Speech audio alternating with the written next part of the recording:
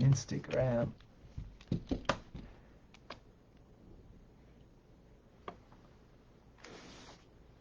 All right. Great. Be there in a moment.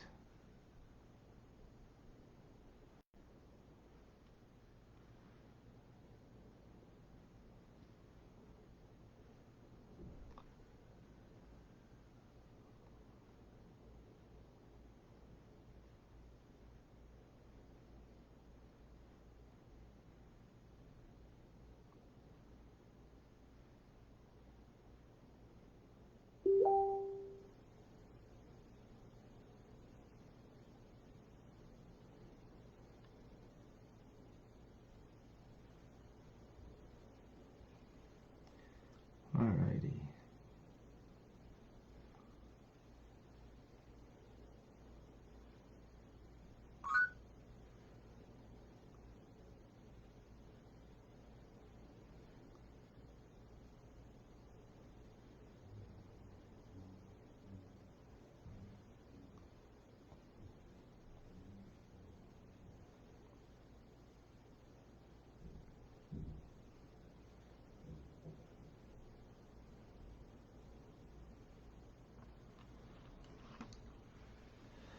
Okay.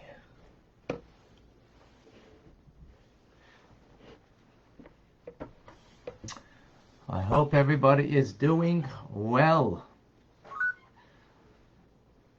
That the Tisha B'Av is, for those that are fasting, you ever wondered why it's called a fast? For most of us, it probably goes slow. Why do we call it a fast? So, when there was a big radio talk show host who was coming close to Chabad and became a Chabadnik ultimately. So he used to pray at a different synagogue for Yom Kippur, and he was telling me this on Yom Kippur when he was first coming around. So he used to at the other place where he used to pray, after 2 hours he would look at his watch and he saw it was only 2 minutes. And then he came to us to pray with us, and after 2 hours of time, it was but what felt like was 2 hours in actual time was in actual time felt like 2 minutes. So in some places a fast is very slow, but in Chabad it's fast. Why? Because if you're engaged, so then if you're engaged in the day, so then it's going to go by fast. If you are just going through the day but not engaged in the day, so it's going to be very slow. Just an interesting part, interesting idea. I don't know what this means over here. Oh.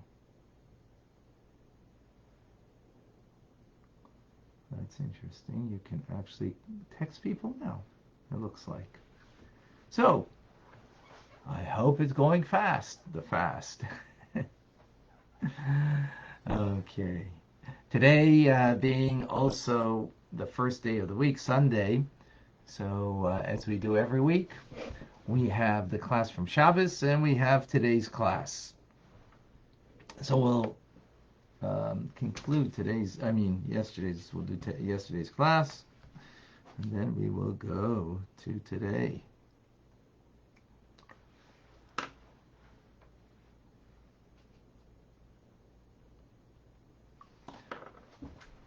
So to conclude the third letter,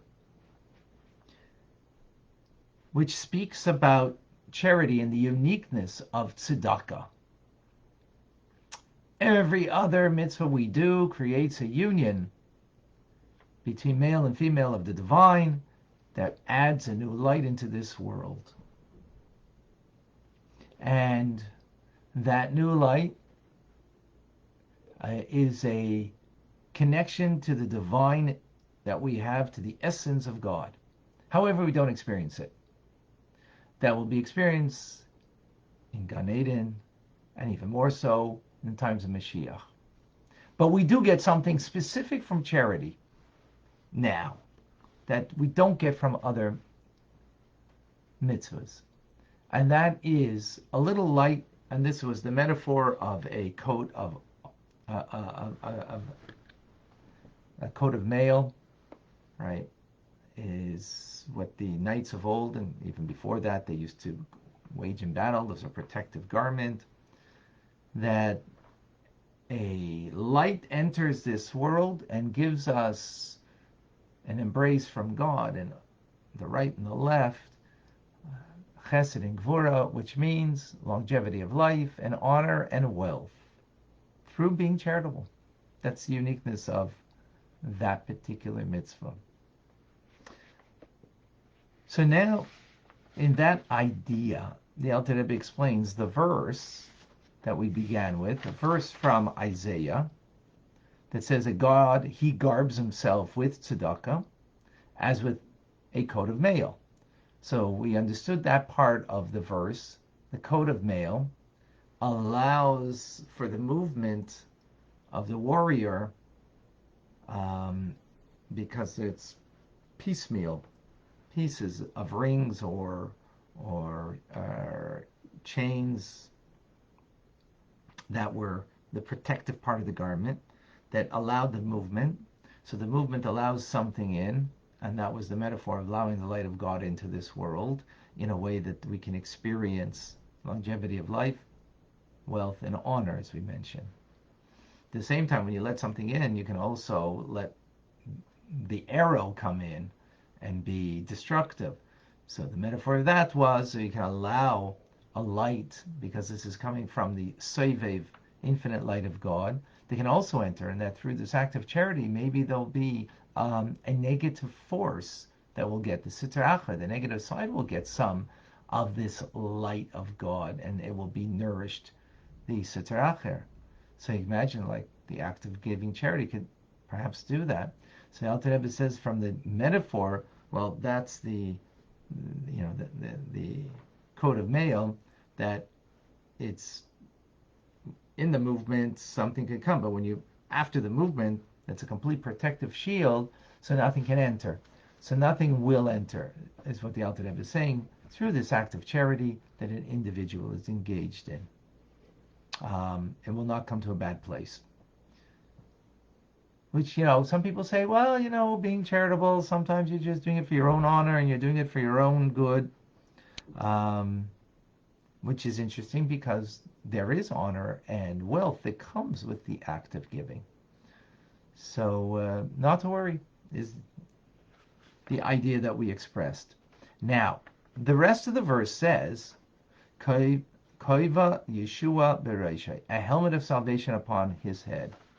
So this part of the verse is also a metaphor. And it is a metaphor to understand the following. The helmet on the head, right, is a salvation.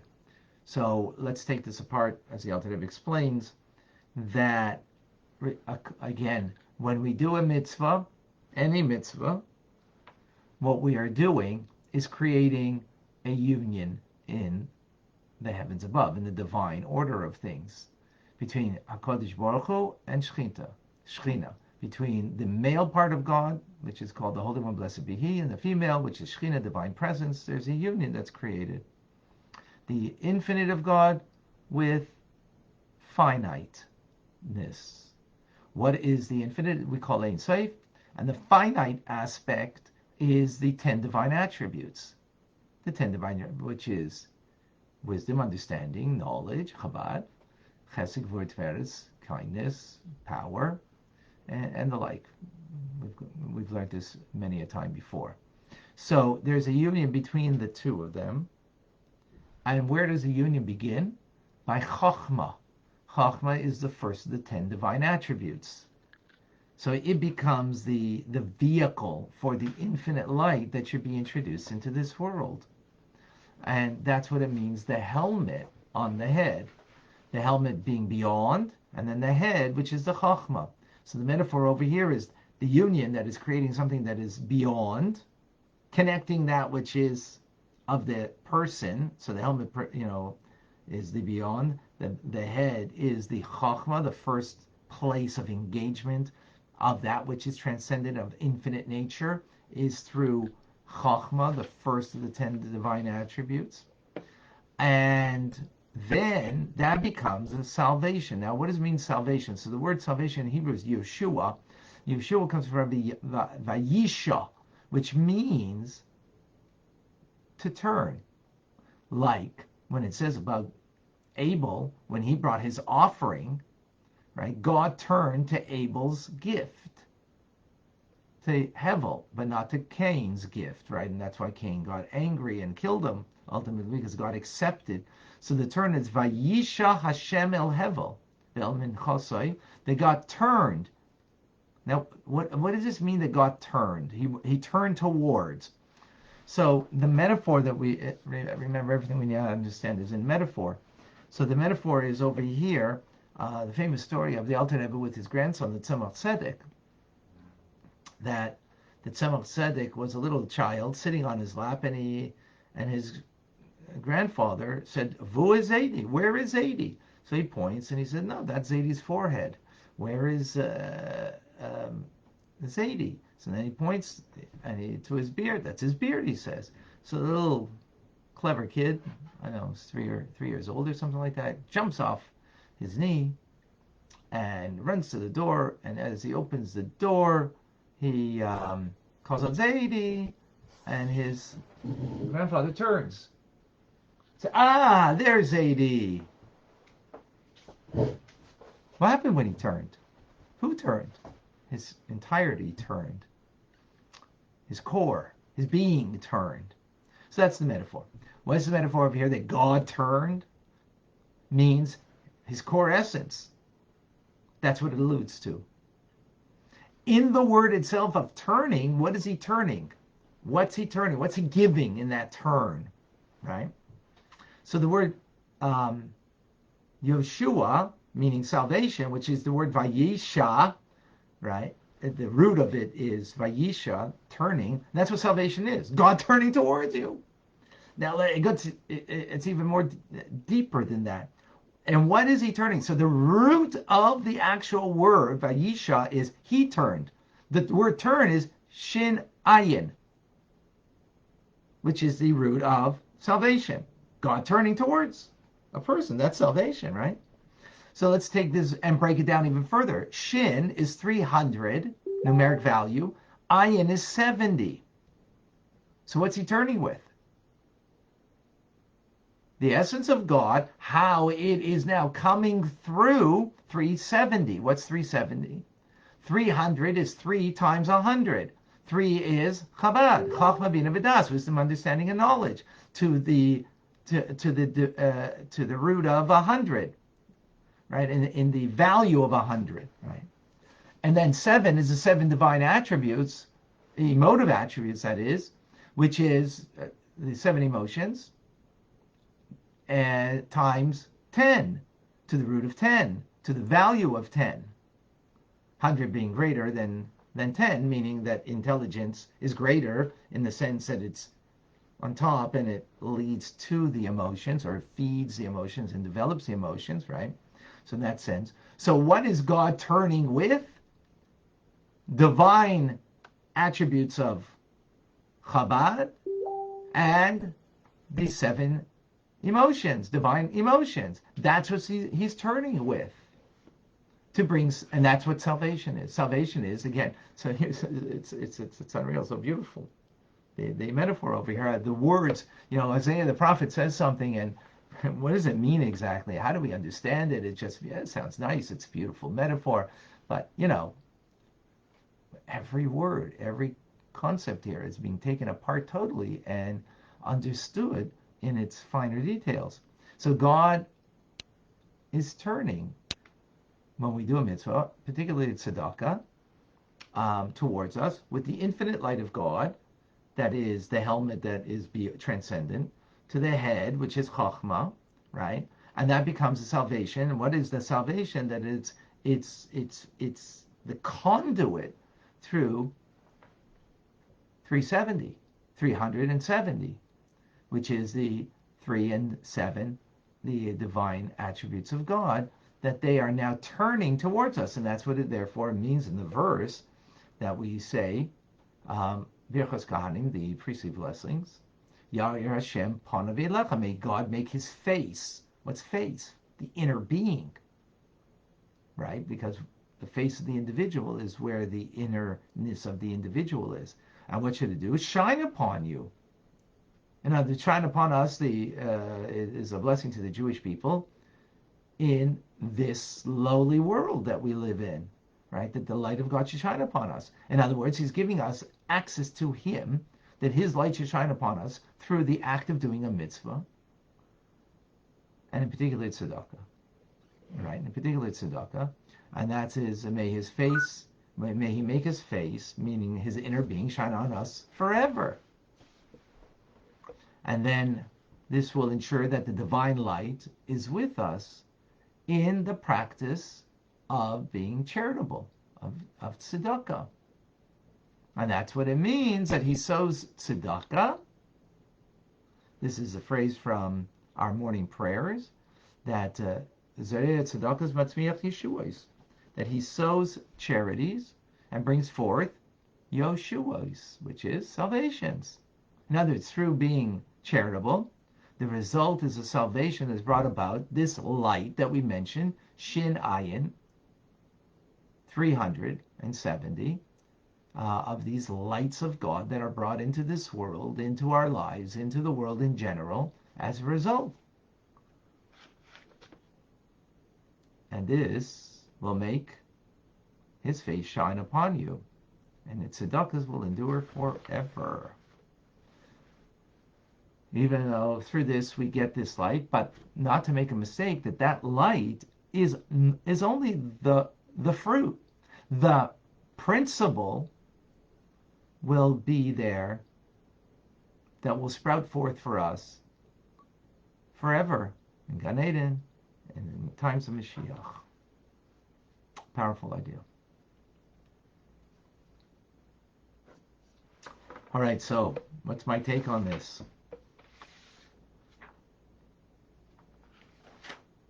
First of all, the finer details of a verse in Isaiah that, honestly, I would, just say very quickly when I'd be reading it and miss all of the beauty in the verse and all of its finer details and deep Kabbalistic, mystical, Hasidic teachings, right? The idea that God garbs himself in tzedakah. He himself garbs, which is an embrace. So we get the embrace through the tzedakah. And as we gave the metaphor, the coat of mail, that brings not only that we have a connection to God, but also brings a fruit into this world. It bears fruit. Not the principle, not now yet, but it bears fruit. The principle will be still. And it becomes a helmet of salvation upon our head. So just that notion of how deep one verse is and how much there is so much there. The truth is we have this idea already in the first part of Tanya that the Alter Rebbe is basing the whole 53 chapters of Tanya on one verse in Deuteronomy, right?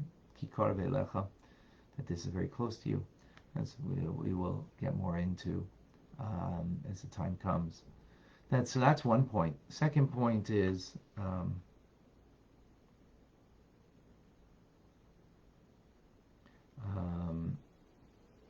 tzedakah, being charitable, and the uniqueness of it, that it bears fruit, that we have something in this world. Generally speaking, mitzvahs do not have a reward, as we learn. in this world. Reward means, and it's important, reward means the benefit of the experience. So when you pray, the feeling of connection, of love to God in prayer, for example, is not the reward, because that's your love towards God. That's not a reward. That's you. That's of you. Reward means something outside that's given to you. What's given to you? The experience. That the experience is the reward. The connection is the reward. So we do not experience the full-blown connection through the act of a mitzvah. We don't experience it. We will ultimately in times of Mashiach. We will get a grain, a glimmer of it when our soul leaves this world and goes into the Garden of Eden, to Gan Eden. But in the interim, what we're gaining is, first of all, a complete attachment to God in the act of doing the mitzvah. That's not something that we really developed over here and went into. And furthermore, that we do have fruit. Fruit is like fruit of the tree. The principle is the tree, and the fruit is what it bears, but that's not the principle. So the principle is still there, but we have some experience through this, that we gain something, but it's not the reward. That's not what's called reward. So this means to me is that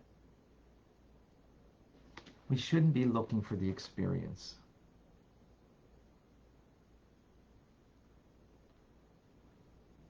What do I mean? The human nature is we always want an experience. We're always looking for an experience, right? Whether it's in the material world or spiritual experience, any kind. Travel. Why do people want to travel? Experience. Why do people want to go visit their friend? Have an experience, right? So we're always looking for experiences. And here what we're saying is, well, this world is not about the experience, the ultimate experience in God. So ultimately, it's not even about an experience that we have with others. We're not looking for an experience. We're looking, ultimately, to do good. Acts of goodness, acts of kindness. That's not an experience. It's about us doing what we were created for, what God needs me for. So what is the ultimate over here that God needs me? He needs me for my tzedakah, for my charity, amongst every other mitzvah, of course, but here the emphasis is on the charity. Now, that brings things to my life, but I'm not doing it for those things, and I'm not doing it for the feeling that I get from those things. What I feel that, I got something out of this, so therefore it was worth it. It's not because I got something out of it makes it worth it. It's not because of that. Not because of that. It's because there is a value in the mitzvah, because it brings us a connection. And yes, there is things that we gain from it, but that's not our ultimate goal, is the gain. The gain is there, absolutely. That's why we entertain questions shortly, not at the moment. So we'll get to questions. We'll get to questions shortly. Okay, we will get there. Okay. So we're going to come back to this.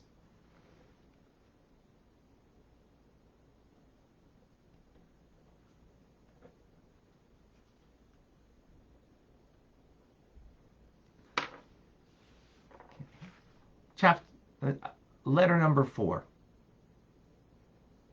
Letter number 4.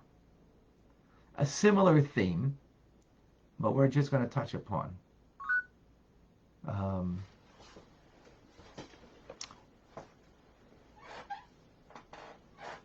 So the order will be, we're first going to do the daily Tanya, then we might take, and then we will open up for questions and discussion. Okay, we will open up for questions and discussion. Ein Yisrael nigolim ela b'tzedakah, shenema v'shavia b'tzedakah. Israel, the Jewish people, will be redeemed only through the virtue of tzedakah, of charity. As it's written, she shall be redeemed through tzedakah. That's what it says in Isaiah. In Tehillim, in King David's Psalms, it says, Tzedek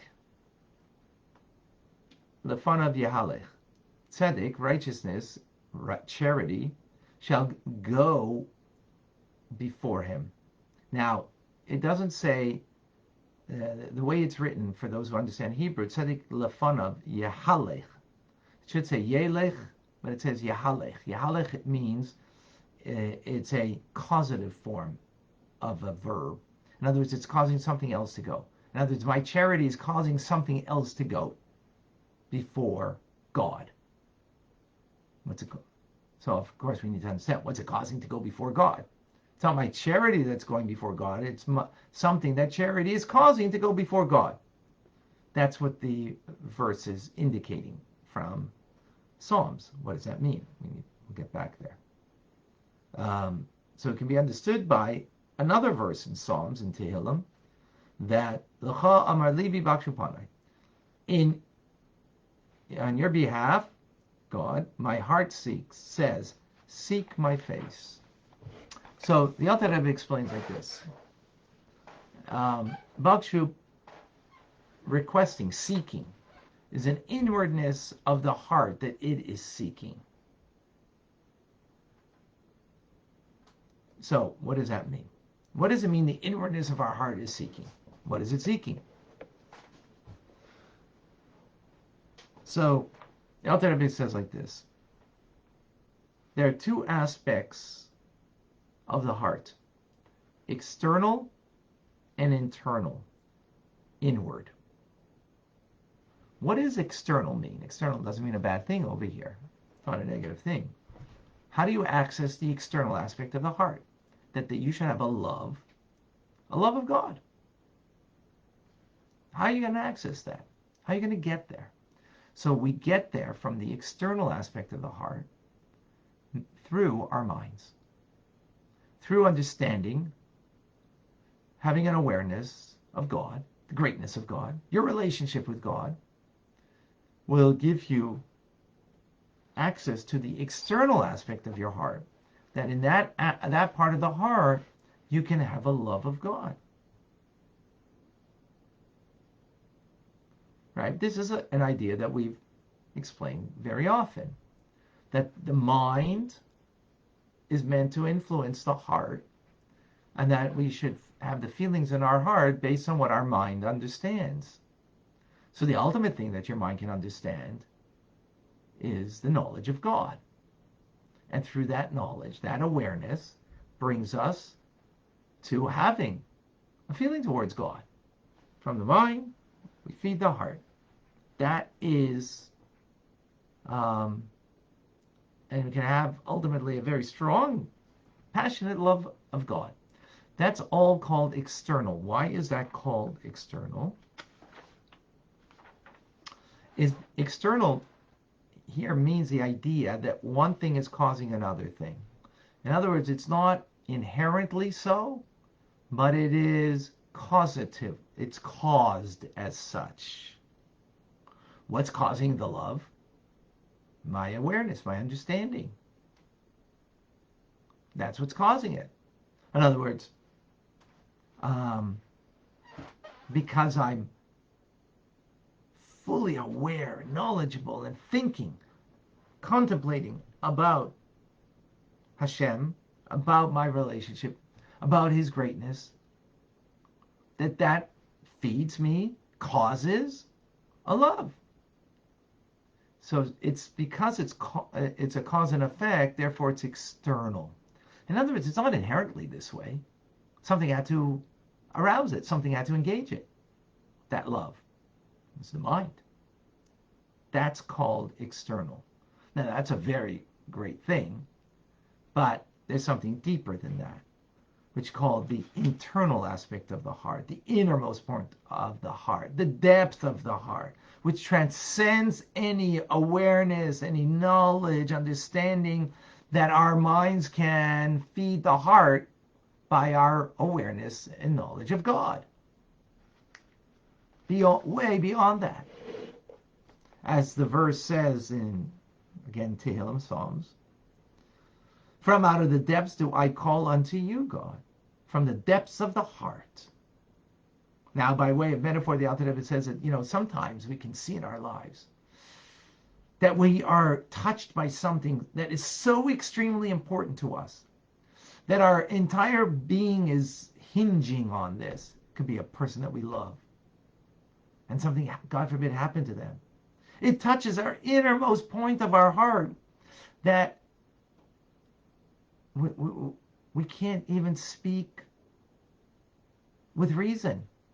We babble. Why? Because we've been touched, perhaps pained, to such a deep place that we speak nonsensical.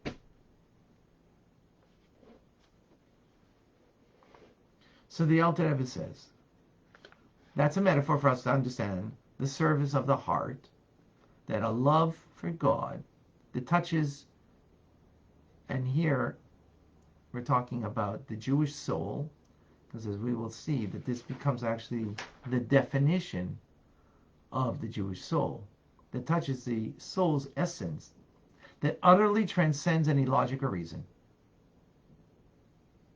Utterly transcends. This is what we call the Nekudas HaChachma, the quintessential point of Chachma, of the soul. Chachma we translate it as wisdom. Right? That Chachma itself is beyond any logic, beyond any reason. It is the source of reason, but it itself is beyond reason. It's the spark of divinity of the Jewish soul. Now, we dealt with this in the first part of Tanya, that this is actually the defining point of the Jewish soul. It's Chachma. In other words, if you recall in the and this actually, it's a short class, and we end this today. But just to give a context of this, what we learned in chapter 19 of the first part of Tanya was that a Jew will give up their lives for God in order not to serve any other form of idolatry or any other form of deity. They will give up their lives, even though they didn't live for God, they will give up their lives for God and die. Not out of logic, not out of reason, not out of, hey, I live, I believe in this and therefore I'm going to die because I'm going to die for what I believe. There are Jews who didn't live by it, but yet they died by it. And this is unique to the Jewish people. Other people will die for their beliefs, but that's logical, that's reasonable, that's rational.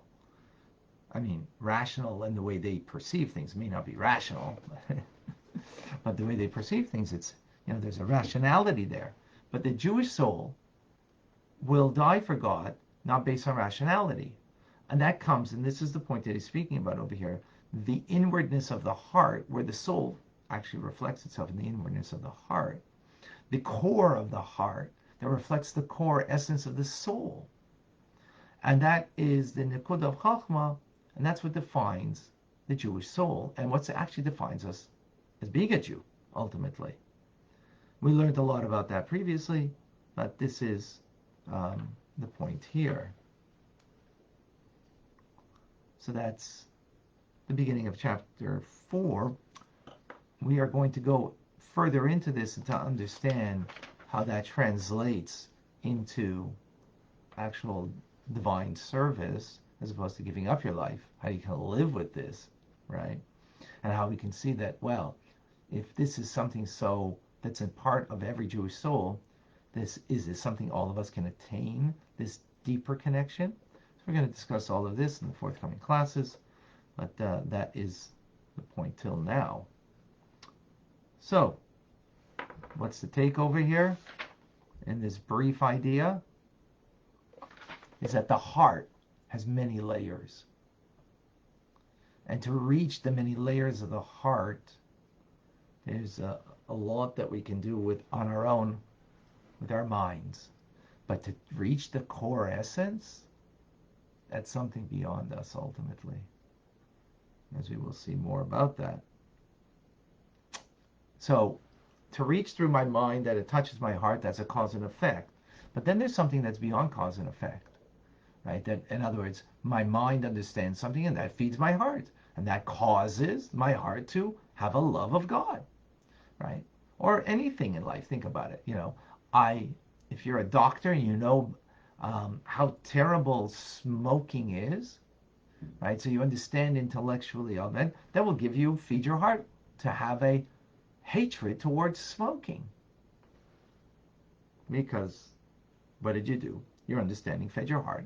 That caused an emotion, a feeling of hating it, and therefore pushing it away with two hands. Okay. So, but that's external. Then there's something that is internal. Internal, innermost, core, means because it's something that is defining me, not that I am causing it, but I'm defined by it. And that's the inner core of the heart that is an expression of the essence of the soul that is beyond me, transcends me, but is me, defines me. So we have these two elements in our lives, and we need both of them to be aware of and develop them. The core essence of who I am. Who am I? What does that mean that I'm a Jew? What does it mean that I'm a human? You have to understand that. And know that that's something that is defining me. Well, if it's defining me, then how do I be that? And then there is the elements of my life that aren't defining me, but I have a capability of letting it become a part of me, using my mind to feed my heart, an awareness, for example, of God. So take this in another step further in relationships. In relationships, there is the core of the relationship that's defined beyond any appreciation of it.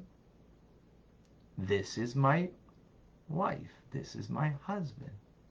This is my child. This is my fellow Jew. Right? And so on and so forth. Right? That is, transcends, the awareness of how good my spouse is, how good my children is, how good my fellow is. Transcends that. It's connected to the core of my heart, which is to the essence of my soul, expressing the essence of my soul. And at the same time, in that relationship, there is my mind that I can choose now how I should look at that person. Do I look at them in a favorable way or not? What am I feeding my heart in the relationship? Am I feeding things that are going to be good for the heart to feel? Or negative feelings am I feeding my heart? Do I have a negative a look at this person? Why am I having a negative look at them? Feeding my heart with that? If they are someone who I have a core relationship with, then why am I feeding my heart with any negativity towards them? Now, that doesn't mean you're not aware of negativity and maybe, you need to bring to their attention something. I'm not talking about that, but, but why are you meditating on it? Why are you cogitating it? Why are you making this,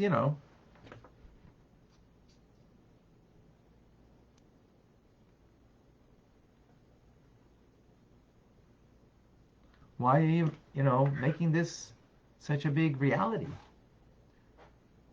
A take from this lesson today. Okay, we're now open for questions. We're now open for questions, for comments, for thoughts. I'm just going to go on to Facebook to just see some questions before I lose the feed. If there's any questions, any comments. I know now that I went through a bunch of different things here. I don't see anything. George.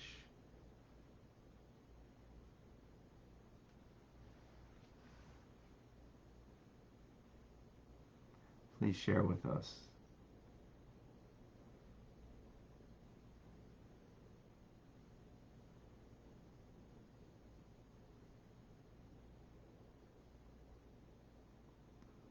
George, you there?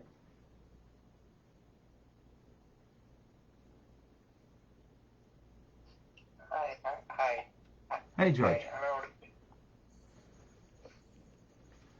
Please share with us. It's a wonderful thing that we are giving a part of our income or our time with happiness. That is the main matter of thing. Without happiness, whatever we give doesn't matter. With happiness, whatever we give, that is count as a blessing with us. For some people, actually show up giving charity in middle of the people, and in heart they are not very happy, and they are not very fully giving with the gratitude. That makes the problem, and the understanding that whatever you give in happiness will be a mitzvah, and it will give you back whatever blessings, which we didn't expect any blessing. It should fall in place. That's what my understanding of giving. This is 10% of our income. Right. Right. Oh, thank you, George. Yes. So as you mentioned, 10% of the income that's called Meiser. That is the duty that we have to give to charity, and as you said, that needs to be done with joy. And how do we get joy? How do we do it with joy? Is because when we understand that the money is really on loan to us. It's God's money. It's not my money. It's His. He lent it to me to do the right thing with it. And you know what the proof is? It's not mine. I could have it today and it could be gone tomorrow. So I never really had it. I only had as a loan so I could now use it in the appropriate way. So I got to take care of my family. I got to take care of people that I have responsibility, and I have to be charitable, to give tzedakah. When we understand that it is mine in order that I could do the right thing with it, then when you're giving tzedakah, you're going to do it with joy, as you said, George. Thank you very much.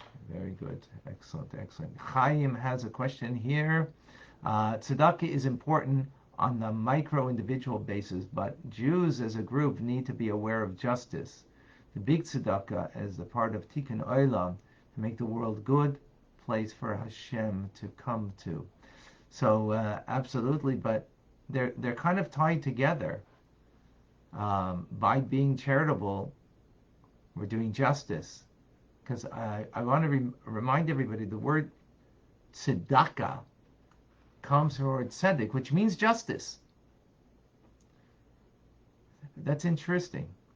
Tzedakah comes from the word tzedek, which means justice. Well, justice would seem to be, right from wrong. Justice would be that, everybody is equally under the rule of law, and, there isn't a favoritism. That's, justice. Justice needs to be served when someone, is victimizing someone. Absolutely correct. But interesting to note that the word tzedakah comes from the word justice. So you're doing justice by giving tzedakah. How so? How you? Because you're doing what's just. How's it just? Because if the money was mine, then what? I'm not doing justice. I'm being charitable. So in English, it's called charity. Charity means I'm giving something that belongs. I'm giving something that belongs to me, to you, or to whoever, right? I'm being charitable. But in Judaism, it's not called charity. It's called tzedakah. It's called justice. Justice means it's not mine. It's a loan. It's a loan from God to do the right thing, to do the just thing. And the just thing is give. Give. That's the just thing. So, very important that we appreciate that tzedakah is justice. Actually, there are how many types of tithes are there? Levitical or sacred tithe, poor tithe, feast tithe, and yeah. Can anyone give light to the tithes?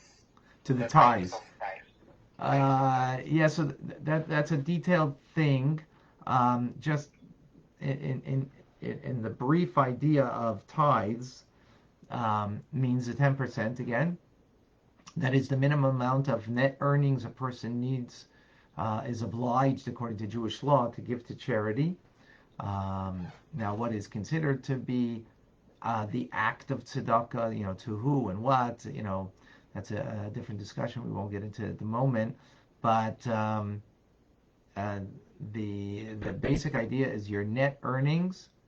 Now, if a person can't afford to give 10% of their net earnings because of whatever, that is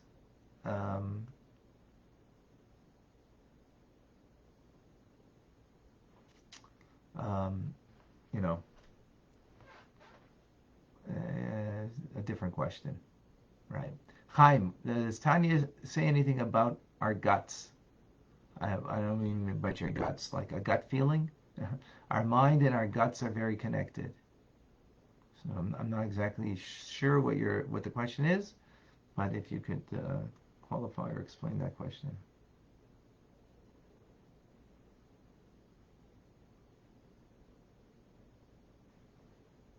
Okay. Any other questions? Any other comments?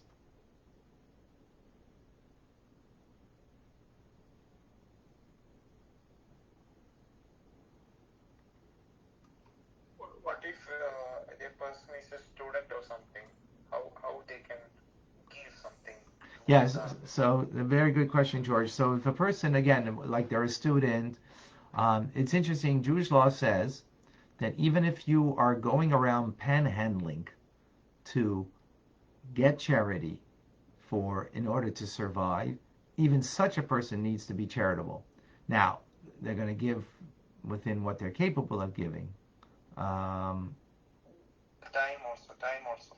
Whatever, yeah. No, here it's in money. There's also being tzedakah with time and our efforts. Yes, absolutely. But it is really more of monies that we're talking about. So that's an individual question that you need to ask your rabbi who can help you out with your particular situation. That's what I would suggest. Chaim is asking another question. I believe that if we move in one big group, its power will be enhanced. Each musical instrument is beautiful and complete by itself, but the power of the orchestra is more than the sum of its parts. Exactly. Very good. Yeah. Look at Chabad. It's another good example. A small group of Jews, but they work together. Yes. Yeah, beautiful metaphor.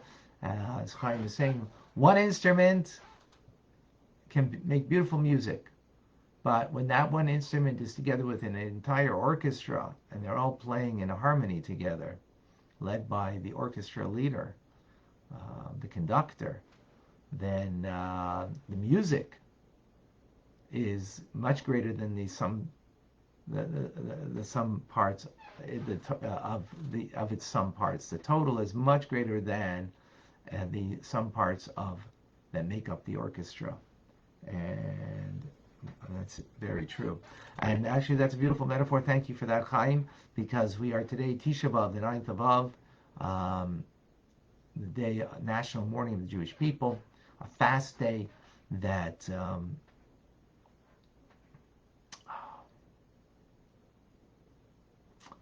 a fast day, national mourning, destruction of two holy temples on this day, the year 69 and the year 400 and something of the before the Common Era, and what led to this was there wasn't a unified force amongst the Jewish people. We were not connected to each other appropriately. We were disconnected from each other, so much so that we could see ill in another. We could have hatred towards another. And therefore, it was sinas chinam, baseless hatred, that destroyed the Second Holy Temple. So you know what's going to build it? Baseless love. What is baseless love? Actually ties in with the idea that we spoke about over here. You can have a reason to love God because you understand God. But then there is a reason to love God because He is the inner part of your heart, not the external part. So it ties in beautifully with what we're learning today. The inner part of the heart loves God baselessly. In other words, not logically, rationally. Baseless, I know baseless is the right word, but not based on some rational understanding, but based on a deep bond that is so powerful and so real that it's defining us.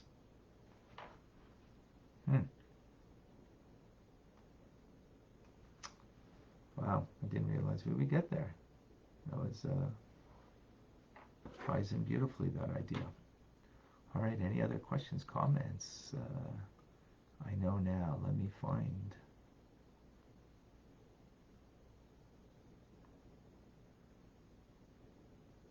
Heather, I know now that my human nature seeking transactional interaction is rooted in the and cloaked in the spiritual animals, in the animal soul. Seeking divine connection is the goal. Very good. Thank you.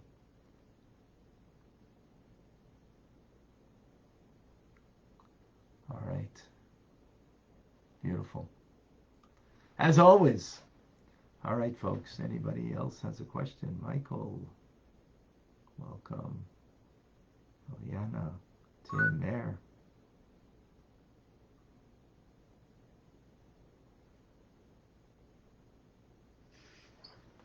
Shalom Aleichem. Michael, how? I do apologize, Rabbi, for pinging you into one of my rooms accidentally. Nothing to apologize. Yeah, I was talking to the others about the Adam and Eve thing because they requested it. I just want to say something that I felt during this Shabbat because I'm out of the fasting here in Romania. Oh, your fast is over. Yeah. Lucky me, Yeah. I can say. And it was actually, like you said, it actually went by really fast because I was really invested in the whole morning of Jerusalem thing. And I also joined club rooms here on Clubhouse, and I talked about pretty much what the Shabbat is. I was really blessed to be able to share that information to the best of my knowledge. Beautiful. And I'm glad that people actually understood stuff from me when they don't usually. It was really interesting, and I can feel that the fast actually helped me say this with such passion, because I felt as if I was one of those ancient Israelites in Jerusalem during both of the sieges, actually. I also reread the book of Lamentations, and I can say that my soul was crying for what happened. And yeah. Wow, beautiful. So that's great. Thank you for sharing that. Thank you for sharing. So actually, I like the point that you made, and just to pick up on it, that the fasting didn't inhibit, but actually helped. So there's a phrase, "Lahachayesem bera'av," that we are invigorated through the fast. So this is actually more on Yom Kippur, an idea, a fast day, but I guess it could be on a day today also. It's also a similar idea. And what does that mean? It means like this, and this is the idea that Philip, that you brought up. Michael, that you brought up, and that is as follows. Normally, what gives us vitality? Food, right? Food gives us strength, gives us vitality. Could you imagine that there's a moment in your life that there's something else that's giving you vitality? Well, I hope the Tanya learning gives us vitality. I don't mean that just I don't mean to just say that it's a inspiration, it's a spiritual boost. No. Physical vitality. Ultimately, the spiritual is the force of vitality. And there are moments that we experience that. There is moments that we can experience that. So Yom Kippur is the prime day for that you're fasting, and the fasting is not inhibiting you. On the contrary, it's allowing you to divest of the materiality of our being and to be able to focus in on the vitality that Yom Kippur itself produces. It's expressed through the prayers, expressed through our connection to Hashem, and so on. And that is giving me life. Not giving me life who's going to live for the future, giving me in the present moment life. So we experience it by learning Tanya, I hope. In learning Torah, it's vitality, because Torah is metaphorically food. Food meaning, just as food gives us physical vitality, so spiritual vitality is through Torah learning. But sometimes we can learn in such a way that it's not just giving me spiritual vitality, but that spiritual vitality is actually affecting my physical reality, and I feel physically more alive. Not depleted, but more alive. So food, but not eating, usually you feel more depleted. And quite frankly, there are when I'm fasting, times that I feel more depleted. It's no question. But there are times that I feel actually that I'm invigorated. The fast is helping me to invigorate me, because I'm not making that my focus. That's not my reality. It's not my true life. And therefore, the fast is actually helping to invigorate. How? Because I'm focused on my connection and the realness of what I'm engaged in the mitzvah, the Torah that I'm engaged in the moment. So thank you, Michael. That was beautiful, and helped bring. Rabbi, and also, yeah, it makes sense, because just like you put it, when I was, I don't want to call it preaching, I was talking with the other people there on Clubhouse about the Shabbat, and I was explaining the non-Jewish people what it meant. I felt like I was, like my body was a shell, and I kind of got rid of it through all of this fasting. Like, I know the bodily needs, and I fed the soul, and the soul started growing. Mm-hmm. If that makes sense. Yes. Beautiful. Thank you. There are many health benefits scientifically also for fasting. So our stomach lineage got break during the fasting period, and a certain chemical got released. So it's actually very helpful for the body as well. That's Yep. the other point which I have to add. Yeah. Yep. Very true. Very true. Very true. Okay. All right, folks. Wonderful. To be continued tomorrow. I'm Rabbi Ronnie Fine, coming to you from Chabad Zich and Kadeshim in Montreal, Canada, where it's a privilege and a pleasure to share with you the Tanya. I'm not certain yet about the class tonight at 6:30. We always have a Sunday night class. I have to double check and I will post it on the the groups that we have that people are a part of, and email. If I don't have your email, private message me so I have your email so I can put you part of all the information that's important. So it's important. Send me your email. You can send it to me by signing up at TanyaRabbi.com. If you sign up over there, we get your name, give your full name, your email, and we'll keep you posted. Or private message me.